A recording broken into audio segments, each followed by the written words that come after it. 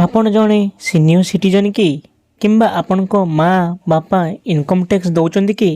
किंबा आपण घरे किए सीनियर सिटीजन अच्छा कि तेबे यही वीडियो आपण हजार हजार टंका बा टैक्स बचाई पार। आज आम जाना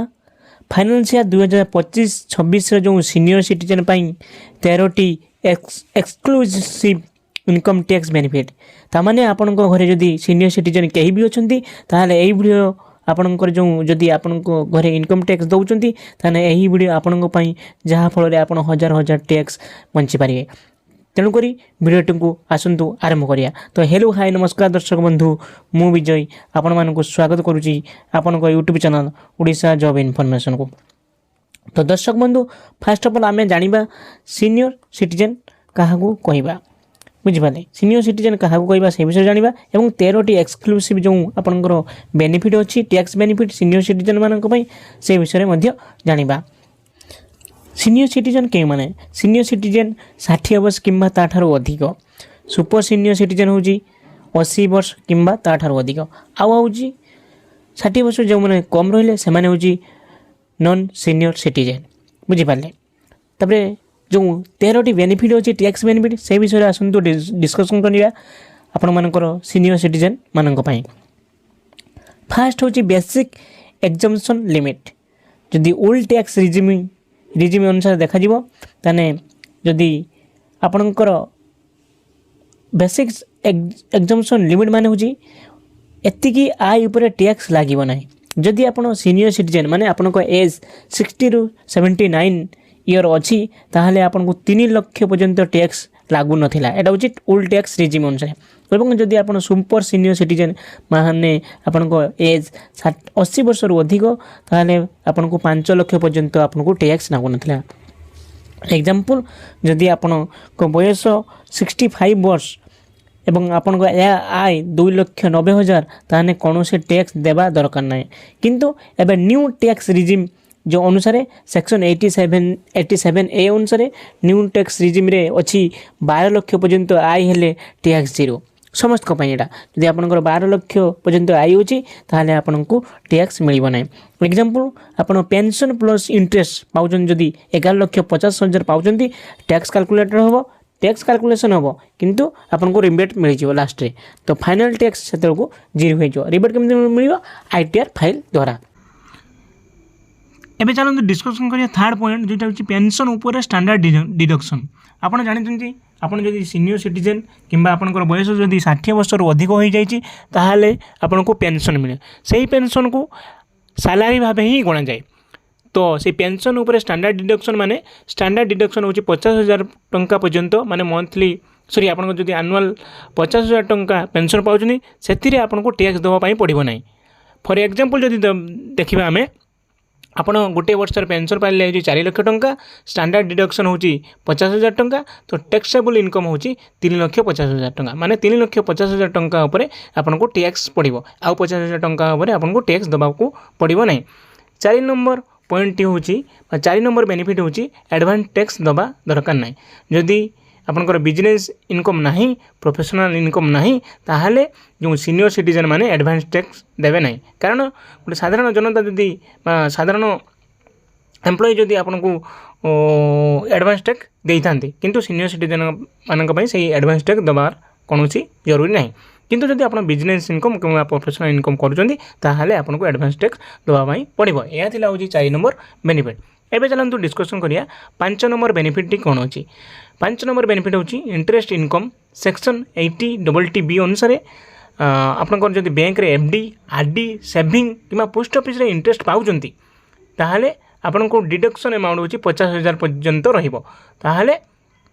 माने 50,000 टंका पर्यंत आपण इंटरेस्ट ऊपर कोनोसी टैक्स लागिबो नै। फॉर एग्जांपल जदि देखिबा एफडी इंटरेस्ट धरा जाऊ पाउचंती आपनकर 60,000 टंका तो 60,000 टंका ऊपर आपनको डिडक्शन हे जिवो 50,000 टंका तो टैक्सेबल इंटरेस्ट होची 10,000 टंका माने आपनको 10,000 टंका ऊपर आपनको टैक्स दबा पई पड़ियो गवर्नमेंट को किंतु 50,000 टंका छाडी जिवो। किंतु साधारण जनता हेतिले किबा 18 जे माने नॉन सीनियर सिटीजन अछंती 60,000 टंका जो इंटरेस्ट मिलियो सेतिरे सेमानको टैक्स दबा पई पडुतला यह थिला होची आपनकर 5 number point interest income section 80 अनुसार 6 नंबर जो पॉइंट रही आपनकर 6 नंबर पॉइंट होची टीडीएस केबे कटा जीवो बैंक टीडीएस काटे आप जानते माने ट्रांजैक्शन ले आपनकर टीडीएस काटे जदि इंटरेस्टटा लक्ष टंका ठारू अधिक जदि लक्ष टंका ठारू अधिक होइतिबो ताहाले आपनको टीडीएस कटा जीवो सीनियर सिटीजन मानक पई कहूँ मु एवं सुपर सीनियर सिटीजन मानक पई माने 60 एवं 80 वर्ष अधिक जे मानकर बेसिकली 60 वर्ष अधिक जे माने से माननको लक्ष टका पर्यंत टैक्स कोनोसी पड़िबो नाही जदि आपण एग्जांपल दोची इंटरेस्ट धरा जाऊ आपण 90,000 टंका पाउचंदी ताहाले आपनको टीडीएस काटिबो नाही किंतु लक्ष टंका रु अधिक हेले आपनको टीडीएस काटि जीवो तापरे 7 नंबर बेनिफिट होची health insurance section 80T health insurance section 80T अनुसार सीनियर सिटीजन पाई हेल्थ इंश्योरेंस प्रीमियम किंबा मेडिकल एक्सपेंसिव होची धर जाऊ आप हेल्थ इंश्योरेंस प्रीमियम दौरान कि मेडिकल आप खर्च होगा तो से आपको जब 50,000 टंका पर्यंत खर्च हो प्रीमियम दौरान आपको से टैक्स देवाई पड़ो ना धर फॉर एग्जांपल धर जाऊ आप मेडिकल ट्रिटमेंट है मेडिकल जो एक्सपेंसिवटा होगा हूँ 40,000 टंका तेने से फुल 40,000 टंका आप डिडक्शन हो फुल 40,000 टंका आप काटिज बुझीपार तो तापर हूँ 8 नंबर पॉइंट हूँ सीरियस डिजीज सेक्शन 80DD अनुसार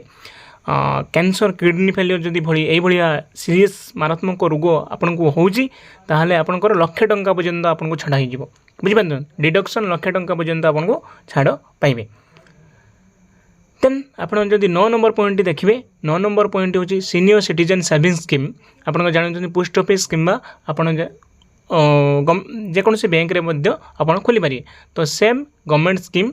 आपनकर जो सीनियर सिटीजन सेविंग स्कीम टी होची सेव गवर्नमेंट स्कीम जोटार इन्वेस्ट मैक्सिमम 30 लाख पर्यंत अच्छी एवं इंटरेस्ट रेट प्राय तो पोस्ट ऑफिस तो 8.2% अच्छी